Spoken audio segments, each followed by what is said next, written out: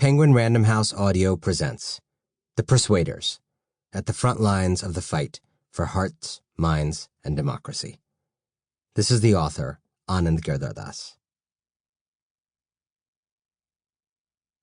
For S and H, Z and J, M and P, M and J, A, and, as ever, P, in profound friendship.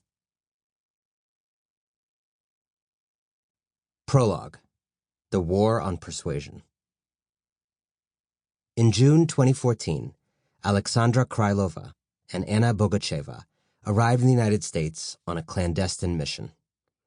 Krylova was a high-ranking official at the Internet Research Agency in St. Petersburg, Russia, an ostensibly private company that was known to work on behalf of Russian intelligence. Bogacheva, her road buddy, a researcher and data cruncher, was more junior. Their trip had been well-planned: a transcontinental itinerary, SIM cards, burner phones, cameras, visas obtained under the pretense of personal travel, and, just in case, evacuation plans.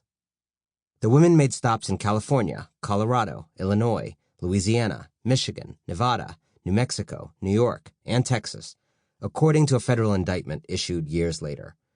Beyond that, their activities are not well known, though their mission is to gather evidence of conditions in the United States for a project to destabilize its political system and society, using the rather improbable weapon of millions of social media posts.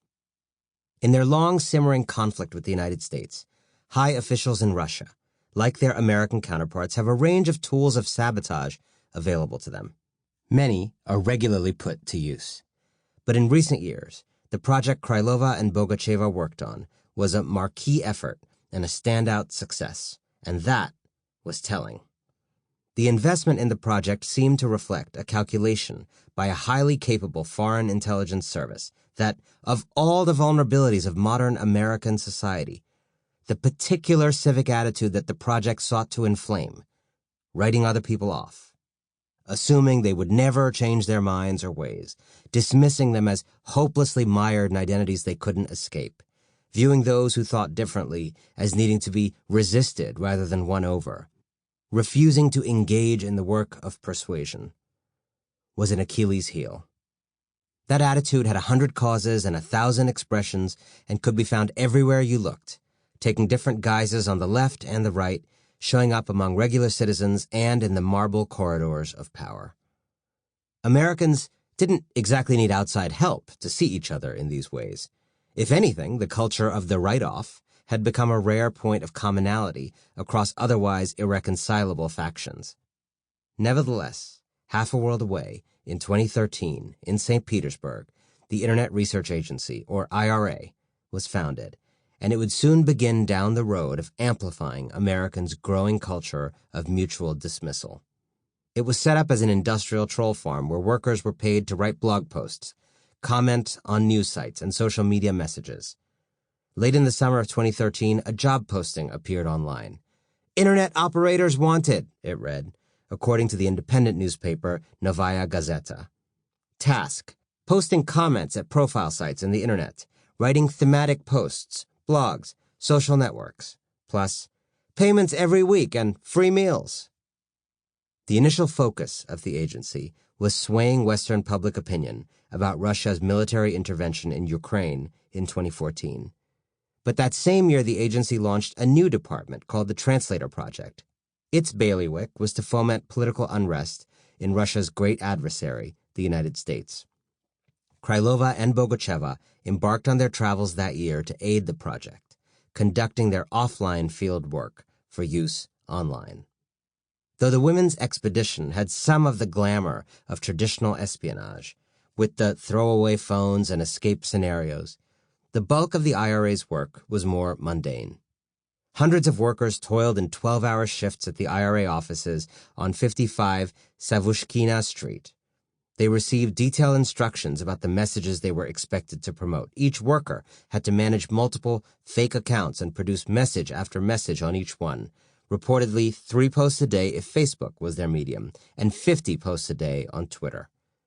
Managers obsessed over metrics like number of posts, page views, likes, retweets. The office was organized into groups, including the Bloggers and Commentators Office, Rapid Response Department, CEO Department, Creative Department, and Social Network Specialists Department. Like any workplace, the agency had its discontents. A worker might be fined for arriving late or even for leaving the office 1 minute early. There were also complaints about the cutbacks. At first, according to workers interviewed by local media outlets, there had been a relaxation room with sofas. One day, the sofas were gone. There had been paper towels in the bathroom. One day, there was a sign to use fewer of them. Then they were gone, replaced by an electric dryer that left much to be desired. Someone told a reporter of a clogged toilet bowl covered with tape for 2 weeks. Agency employees who spoke to the press generally said they were working there for the money, not out of ardor for Vladimir Putin. One worker painted this picture of one of the bosses. Oleg was a funny man. Just imagine, a guy with a belly walks around in a denim shirt hanging out, fiddling with the keys to his car like a taxi driver, and saying, if a person knows how to write, he will write about anything. He wanted the troll farm to be a place where true artists of discourse toxification could unleash their talent. Not everyone who passed through the agency's doors found it so amusing. Lyudmila Savchuk, a Russian journalist who said she took a job at the IRA to expose it, later recalled, "One can remain sane in the factory for 2 months maximum." One of the stresses was the constant toggling among online avatars and their views and voices. But there was also a larger dread. The realization that you can invent any fact, then watch it absolutely synchronized with the media outlets as one massive information outflow and spread worldwide. That absolutely breaks your psyche. Savchuk was not overselling the agency's reach. In the years ahead, its posts would attract 76 million engagements on Facebook and 183 million likes on Instagram, and it would send more than 10 million tweets. Some posts were outright disinformation. Others sought to whip up anger at the truth. Krylova and Bogacheva's trip, and the larger internet research agency project it served, would eventually become public knowledge. At first, an oversimple, if seductive, storyline grew up around it. The Russian mission was a plot to plant Donald Trump in the White House. Yes, Russian trolls helped elect Trump, read the headline on a Michelle Goldberg column in the New York Times. The subtitle of Cyber War by Kathleen Hall Jameson, director of the Annenberg Public Policy Center at the University of Pennsylvania, was How Russian Hackers and Trolls Helped Elect a President. Aiding Trump was indeed among the IRA's documented objectives, and this fact gave rise to a widespread public perception that electing Trump was the focus of the mission. Some even believed that Trump himself was a Russian agent. For many rattled by the 2016 presidential election, the idea was tempting. For Americans, and for American journalists, and very politicized Americans in particular, the story of Russian interference was a really damaging crutch for the imagination. The Russian-American writer Masha Gessen told me not long ago.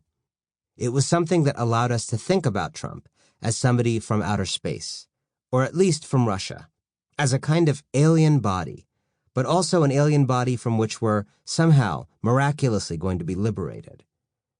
It was easier to think of the country's problems as being of foreign provenance, an act of war that could be answered by doing something to some electrical grid.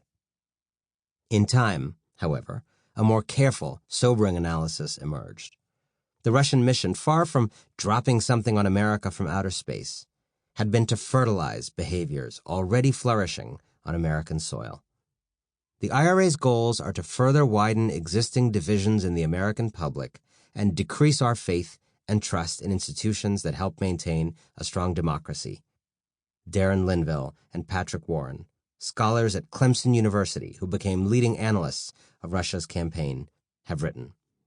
The IRA has used Trump and many other politicians as vehicles to further these twin goals, but it is not about Trump himself. An analysis given to U.S. Senate investigators portrayed similar goals. To undermine citizens' trust in government, exploit societal fractures, create distrust in the information environment, blur the lines between reality and fiction, undermine trust among communities, and erode confidence. Sample complete. Ready to continue?